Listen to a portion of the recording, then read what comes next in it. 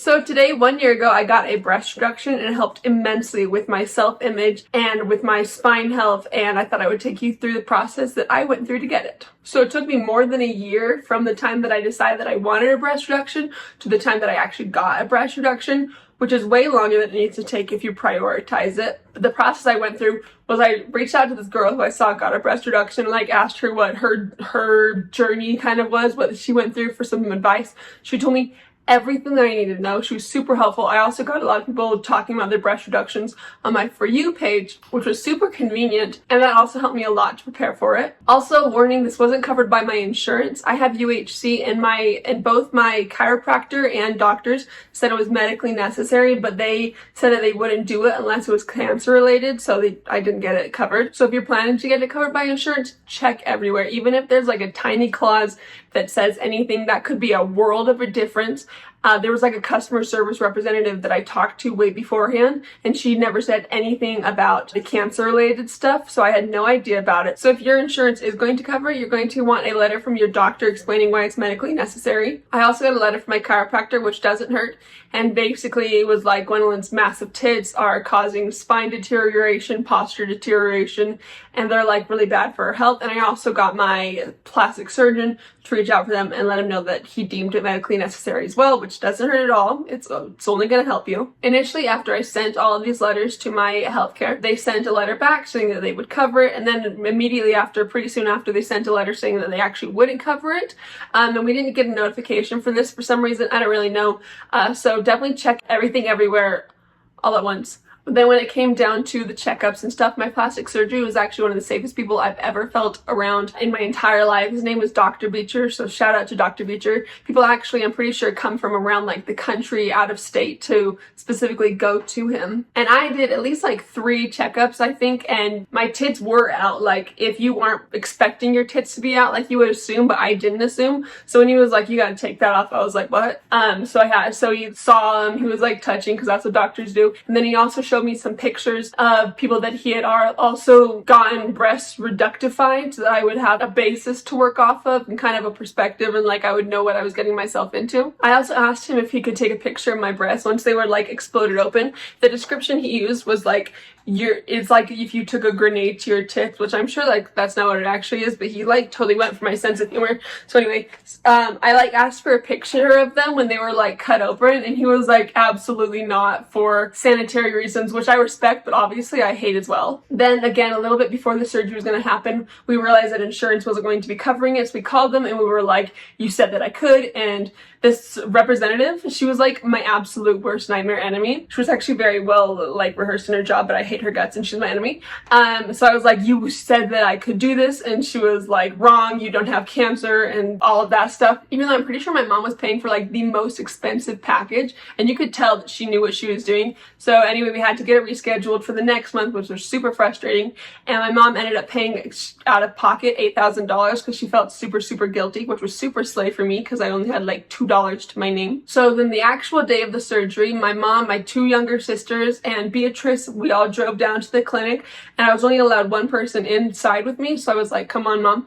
And we got there, and turns out we were supposed to wear masks, which made me feel like a freaking anti-masker. I was can I borrow a mask, please? And they didn't have any, so my mom had to run and get a mask and come back. We were wearing masks, and I felt like a fool, and it was terrible. So if they say anything about wearing masks, don't forget it. And then while we were waiting and we were in the waiting room, I reminisced about my humongous mommy milkers, and I reminisced about how I would never be able to be a big titty goth girlfriend. And then eventually afterwards, they took me into the clinic, and the nurse there debriefed me, and she let me know that I had to take my piercings out, and also I couldn't get my dates out because my fingers were they were so shaking, and so she had to tape it down so that it wouldn't fall into my body and cause problems. And while I was waiting, I also sent a lot of selfies to Beatrice and Isabel. And Isabel, I expected to share the selfies with my mom, especially since in the background of one of her videos she sent me, my mom was literally right there, but she didn't let her know at all. So my mom was literally the whole time panicking, and it took 5 hours to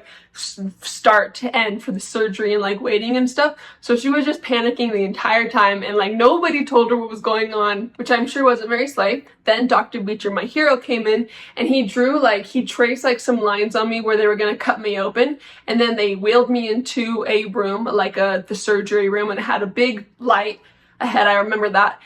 And I remember them strapping my arms down, and I was like there like on the table, and they were putting the anesthesia mask on me that's like, do not like go to sleep mask. And I was like thinking to myself, I was like, I'm gonna die here. And I was like panicking, my heart was beating, and then I pass out. And I wake up and I'm back in the clinic room, and there's nobody there. It's empty, it's dark, it's quiet, and I'm sitting in a wheelchair. So my first thought is, okay, I'm fucking dead. And then the nurse, or from before, she comes out along with another woman. It's also a nurse. They come out from behind me, so they were like doing their nurse stuff. And so I'm like, oh, so you're dead too. And basically they're like, you need to start breathing to like coughing to get it out. So I'm like, ugh. And they're like, you can do better than that. And I'm like, I'm doing my best, bitch. Then my mom comes in and she brings me snacks. And then like, so that I could like will regain health to myself. And then she like basically drags my frail, borderline anemic body to the car. And then I get in the car, I'm sitting in the front seat, I reach back and I'm like forcing Beatrice to hold my hand. She has to like lean forward because I can't even reach back that far. I'm like, kind of thing. And I'm also like, so I start crying like as soon as I'm in the car, and I'm like eating my almond snacks, and everybody's like, oh my god, Gwendolyn, I'm so happy, that's so sweet. But I literally look like an idiot. Like my mouth was so dry, so I was just like crying, and like my mouth was full of dry almonds that I couldn't even taste. And I literally looked like that scene in Spirited Away where Chihiro is eating that loaf given to her by her lover boy, and she's just like sobbing. Like that was me.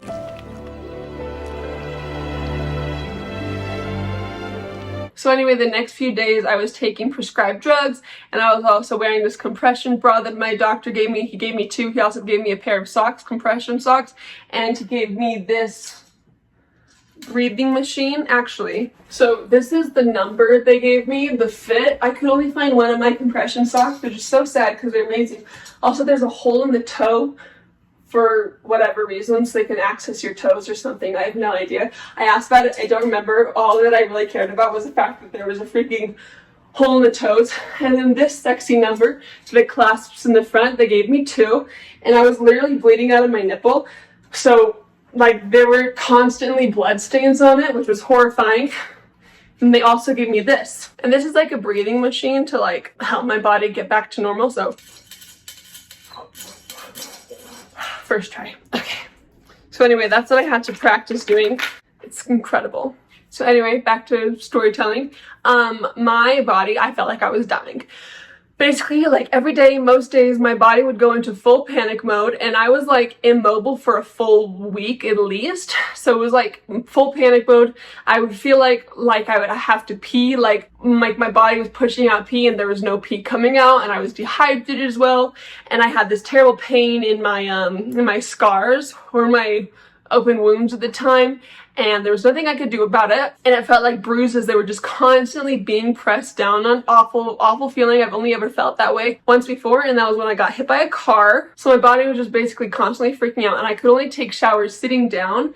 And Beatrice was the only one I would allow to watch me naked and like see me naked, and I had to have somebody watch me in the shower. So I was like there, and you would think that she would enjoy this, even though we'd only been together for like a month. And she was there in the hotel room, and like my family, my sisters and my mom were like outside of the room listening to me shower and like make stupid jokes. And the poor thing, you would think that she'd be enjoying it, but I was disgusting, and I was pale, and there was pus dripping out of my boobs. So it was obviously a very romantic time. But on the bright side, I did get to choose all like half of the movies we watched for the time that my family was in the hotel, until eventually they like vetoed me because I got too power hungry and stuff.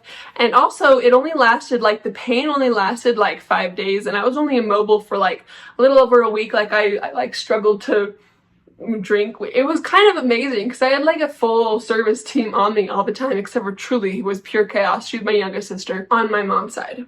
Then about a week and a half later, I went back to Dr. Beecher for a little bit of a post-op checkup, and then about a month after that checkup, I went back to him, and he was finally able to take the bandages off, and I was able to return to life as usual. And so I pretty much went back to school almost immediately after that, because like I needed the money, because I'm in college. But fortunately, I was literally dating my manager, Beatrice, and she stopped me a lot, but she wasn't able to stop me from everything. Because my doctor was like, you can't lift anything over like 50 pounds or something. And so I would try, obviously, girl boss kind of energy. And so Beatrice would be there and stop me, and she'd be like, okay, don't let Gwendolyn do anything.